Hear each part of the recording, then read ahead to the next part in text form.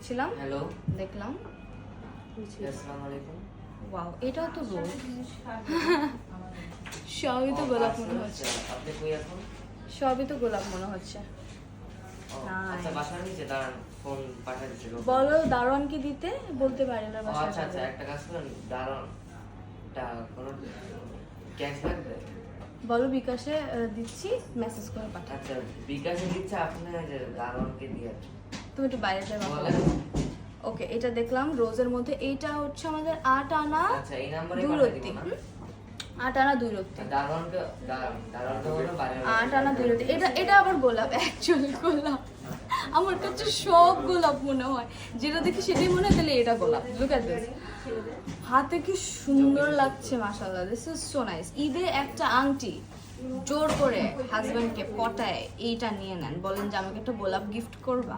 যদি বলে কি গোলাপ, দরকার নেই তো জিজ্ঞেস করে, কি ডিরেক্ট রয়্যাল জুয়েলার্সে নিয়ে আসবে, বলে এই যে গোলাপ। গোলাপ তো গোলাপই, এবার হোক গোল্ডের, এবার হোক ফুলের।